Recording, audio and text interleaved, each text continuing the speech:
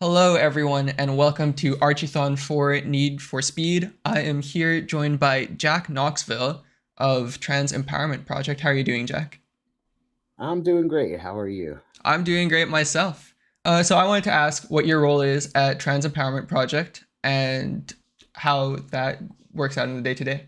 So, I am the executive director and founder of Trans Empowerment Project. All day, every day, we are just working to try to build a whole new structure of support for this community, especially given the increase in attacks against our rights and our lives and our access to just being able to exist. So, yeah, spend most of my time very entrenched in trying to build new partnerships and helping to coach my team and really working to find new leaders, grow new leadership, and just help this community to thrive and move out of the spaces of fear and feeling like we don't have anything. We are just really focused on building all kinds of joy for this whole community. So yeah. Yeah, that's great. When you're doing all that, what would you say is your favorite part of the work that you do? Well, honestly, for me, it's really just connecting with the people and seeing the impacts of change. When I first started doing this work, it was so hard to find any support, visible support for trans people. I'm in Tennessee right now, and I will say when I first started TEP, it was here in Knoxville. And the year that I started this organization, I saw very few trans pride flags, even at Pride. And it was so disheartening because I felt so invisible. And I felt like the rest of the community around here, that was our shared narrative. We were dysphoric, depressed, isolated, just not feeling like appreciated at all. And just the other day, I had the amazing opportunity to go to this Lizzo show. Let me tell you, Lizzo. There was something so magical about walking into this arena at Thompson Bowling Arena and hearing this amazing human being call in the need for more advocacy and more people to show up for each other and really talking about trans lives and the attacks against this community and hearing thunderous applause. And I mean, this stadium was bright white with support coming from people's cell phones. And, that's just not the narrative that we're hearing anywhere else. So, such a huge contrast from what we're seeing and hearing in like paid news and stuff, but to just see that change from this town that was so uninviting to being so welcoming and so full of love and support has been magical to say the least. So that is definitely my favorite part. Yeah, wow, that really is amazing. So I also wanted to ask if there is any specific programs at Trans Empowerment Project that you would like to highlight for us. Sure. We actually have lots of programs and projects going on. Like I said, over here, we are basically trying to build a whole new infrastructure to support this community, especially for sustainability. And so, one of the programs that I'm really excited about is our direct aid program, which is called In Transitions.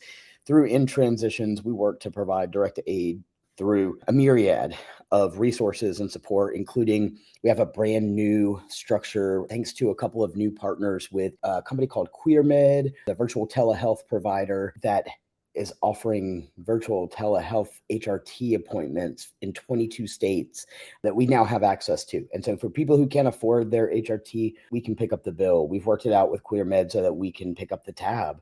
We also have a partnership through that same program with a company called Empower that will make sure that our clients in our community are getting HRT delivered to their doors. So if you're not comfortable leaving your home to go to the pharmacy and get what you need, we can deliver it to your door now.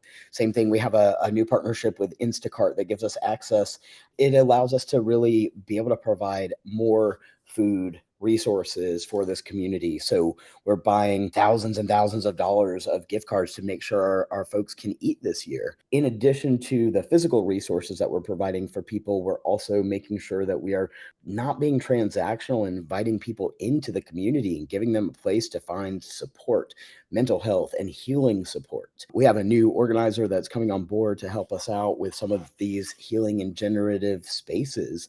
And, ideally, this is the catalyst for moving people from that space of feeling like they're powerless and are in need of support and resources. They can come in the door, get what they need, get connected to community, grow their power, and then continue up the ladder with each of the programs that we have, and really come in and find your space, and then jump in and be a part of our helpers. So yeah, it's awesome. Yeah, that does sound pretty awesome. In terms of those programs, I wanted to ask, so obviously we're running a charity event here, and I wanted to ask how that ties in to these programs that you've just talked about. How do we help? Everything you're doing is absolutely helping, between creating visibility, getting these conversations going. So even folks that don't have the money to contribute, if they're like, oh, I really love this stream, I love what y'all are doing, but I don't have the funds to participate, you can participate by being that voice outside and really amplifying the need for these programs to exist. Because, with all of the work we do at Trans Empowerment Project, the whole purpose, everything we do is really focused on centering the lives of disabled, queer, trans, and intersex people of color, like myself. And so our money is going to the community through, like I said, all of those direct aid resources. Plus, on top of that, it's helping us to be able to pay staff so that we can actually grow the work that we're doing. And if it wasn't for those small dollar donations, even the $5 donors who don't feel like they're doing a whole lot, it has huge impact for this community. We've gone from it really being just me and a couple of volunteers in Knoxville, Tennessee, a few years ago, to now being one of the largest providers of direct aid in this country. And so all of that is helping tremendously. And also for people who, if you have a trans loved one in your life that they're struggling and they need support, they need connections, send them our way. We want to help. We are here to catch this community and to help lift everybody up and really move people out of crisis and into that empowerment space. Wow. Yeah, I mean, that's incredible. I have one last question for you. For people who want to look for other ways to help out, for allies that are looking to help trans people in need however they can, do you have any advice for them? It's great that you're asking this, because one of the main focuses of our organization this year is really putting our allies and our accomplices to task. They're so great about talking the talk, but not so great about walking the walk sometimes. And I like to think it's because they really just don't know how, instead of it being like they're just not doing it. And so we are trying to build some trainings and all kinds of things to really support that education for allies. So we have Sisterhood, Not Sisterhood, which is geared to really help cis women in the Southeast to understand they're not as conservative as they think they are, and like they can help build better relationships for trans women, make more room for trans women, things like that. So, showing up and learning and listening, not taking up all the space, but actually sitting towards the back of the room and listening, instead of needing to be the leader who's up front taking up all the space and keeping trans people from being able to lead. We are the ones that are very well informed on this topic, and so we should be the ones holding the conversations. So for allies, one of my biggest pieces of advice is making space for trans people, listening to trans people, and also lifting up trans people, especially in areas of opportunity, and especially when we're not in the room. Like, it's sure, you want to lift me up while I'm here, that's great, but it's even better when I'm not here, so that you're not just patting yourself on the back, but like making that space so that I have opportunities. And obviously, it's not just for me, it's for all trans people out there, because we don't typically get those opportunities. So we need our allies and our accomplices to be that voice in the room that's like, what about the Black trans guy? We need that kind of support. Mhm. It's also helpful for all allies to actually just ask the trans people in your life, hey, what do you need? I want to show up for you. I know you're struggling. I know you're dealing with these things. Like, how can I be better for you? Because like, I can sit here and give people guidance all day long, but at the end of the day, the trans experience is not a monolith. And what I need may be totally different than the next trans person or non-binary person. Ultimately, for accomplices and allies, we just need you to treat us like equal human beings. And again, just show up.